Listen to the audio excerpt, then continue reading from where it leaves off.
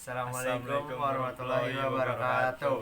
Perkenalkan, nama saya Muhammad Arif Syarifuddin dari kelas 12 TBSM 2. Perkenalkan, nama saya Syaikh Lanwar dari kelas 12 TBSM 2. Saya di sini ingin mempresentasikan tentang bab 4. Menjelaskan tentang bab 4 tentang kajian Al-Baqarah surat kedua ayat 83 dan hadis tentang menyebarkan kebaikan melalui ihsan. A'udzubillahi minasyaitonirrajim. Bismillahirrahmanirrahim. Wa iz akhadna mitsaqa bani Israil la ta'buduna illallahi wa bil walidaini ihsana wa zil qurba wal yatama wal masakin wa qulu lin-nasi husnan wa aqimus sholata wa atuz zakah tsumma tawallaitum illa qalilan minkum wa antum mu'ridun.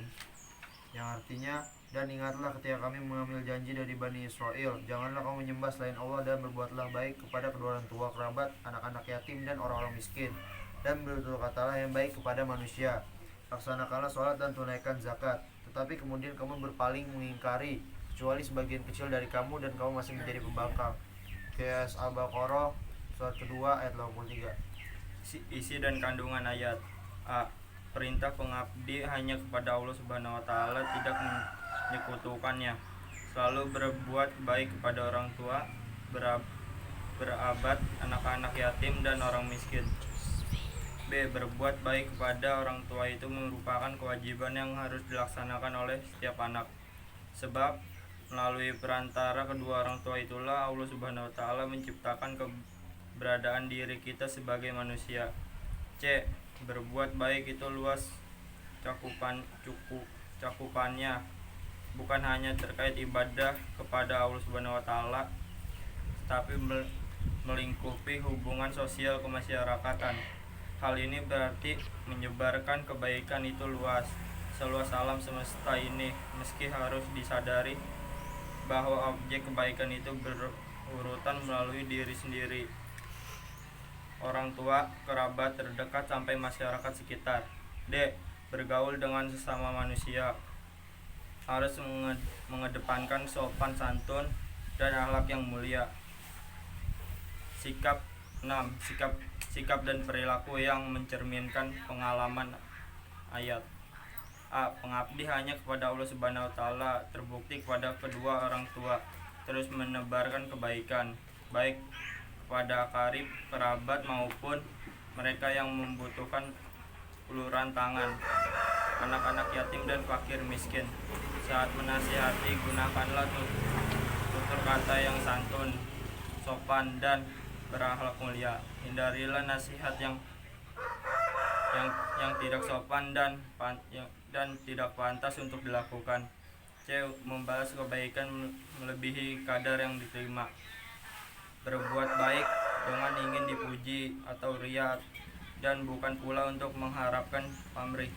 D. Mau berbagi kebahagiaan dan peduli terhadap penderitaan sesama kaum duafa dan siapapun yang membutuhkan. E. Menghindari sikap yang mementingkan diri sendiri sementara merupakan kondisi sosial di sekitar. F. Berusaha menyebarkan kebaikan untuk semua tanpa melihat adanya perbedaan latar belakang dan status sosial seseorang. Kajian hadis tentang perilaku ihsan. Anna Abi Hurairah qala kana Nabiyyu sallallahu alaihi wasallam barizan yauman lin-nasi fatahu jizyahul waqaqa. Ma ihsanu qala an ta'budullahi ka'anna tarahu fa in lam takun tarahu fa innahu yarak. Yang artinya, Abu Hurairah berkata, Nabi SAW pada suatu hari muncul di hadapan para sahabat. Lalu datang malaikat Jibril alaihissalam yang kemudian bertanya, apakah ihsan itu? Nabi SAW menjawab, kamu menyembah Allah seolah-olah melihatnya, dan apabila kamu tidak mampu melihatnya, sesungguhnya dia melihatmu. Hadis riwayat Bukhari. Kandungan dan makna hadis. Rasulullah SAW mendapatkan pelajaran langsung dari malaikat Jibril bahwa dalam memberikan nasihat itu perlu variasi, seperti menggunakan metode dialogis interaksi supaya lebih mudah dipahami dan tidak bosan.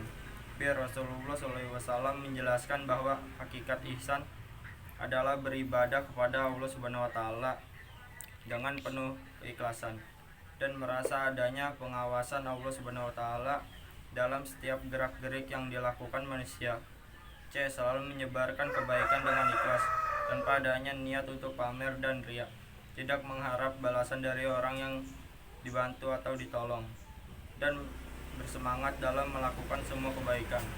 Cukuplah Allah Subhanahu wa taala saja yang membalasnya, karena sekecil apapun kebaikan itu akan selalu diingat dan diawasi oleh Allah Subhanahu wa taala. Penjelasan Quran Surah Al-Baqarah ayat 83 dan hadis tentang perilaku ihsan. Melalui Quran Surah Al-Baqarah surat kedua ayat 83 ini Allah Subhanahu wa taala mengingatkan Nabi Muhammad SAW tentang janji setia Nabi Bani Israel yang harus dipenuhi, yaitu mengabdi kepada Allah Subhanahu wa taala, disusul dengan pemerintah berbuat baik ihsan kepada orang tua. Perhatikan juga Quran Surah Al-Isra ayat surat ke-17 ayat 24. Caranya antara lain mengasihi, memelihara dan menjaga dengan sepenuh hati, merawat dengan sikap terbaik saat kedua sudah tua, serta memenuhi segala keinginannya selama tidak bertentangan dengan aturan Subhanahu wa taala. Selanjutnya Allah Subhanahu wa taala memerintahkan agar berbuat baik kepada kerabat, kaum keluarga. Ihsan pada kerabat adalah dengan menjalin hubungan baik dengan mereka. Allah Subhanahu wa taala berfirman, "Maka apakah sekiranya kamu berpuasa, kamu akan berbuat kerusakan di bumi dan memutuskan hubungan kekeluargaan."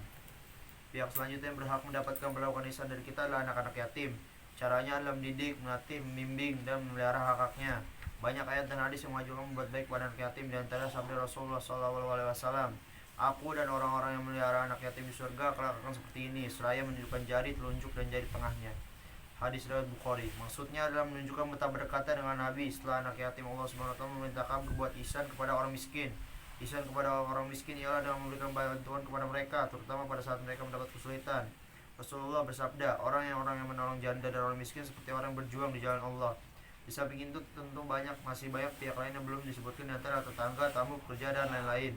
Terkait tetangga dan tamu, Rasulullah bersabda, barang siapa yang beriman kepada Allah dan hari akhir, janganlah ia menyakiti tetangganya. Barang siapa yang beriman kepada Allah dan hari akhir, hendaknya ia memuliakan tamunya.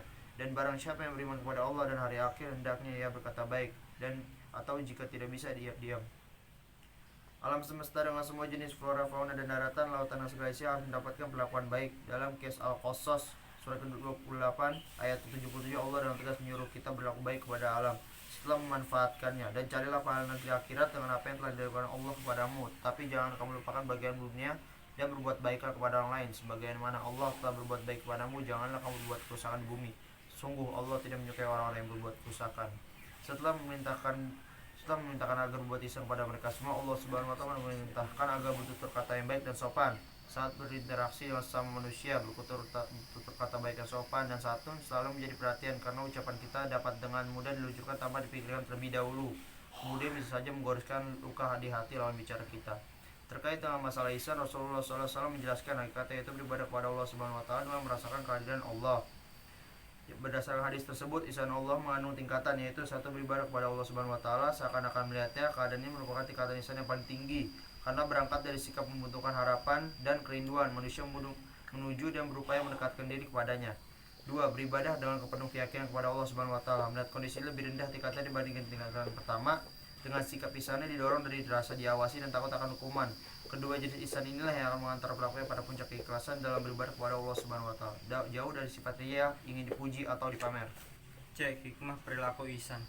Banyak hikmah yang dapat kita ambil dari perilaku ihsan. Di antaranya sebagai berikut. 1. Terbinanya hubungan vertikal antara hamba dengan pencipta, yaitu Allah Subhanahu wa taala. 2. Terjalinnya hubungan baik antara anak dan dengan orang tua. 3. Terjalinnya silaturahmi dengan karib kerabat dan sanak famili. 4. Tertanamnya rasa empati kepada sesama umat manusia. 5. Terciptanya lingkungan masyarakat yang harmonis dan saling peduli. 6. Terjadinya simbiosis mutualisme antara manusia dengan alam sekitarnya. 7. Terjaganya kelestarian alam semesta, baik di darat, air maupun udara. Ya, sekian dari kelompok saya. Kalau lebih mohon maaf. Wassalamualaikum warahmatullahi wabarakatuh.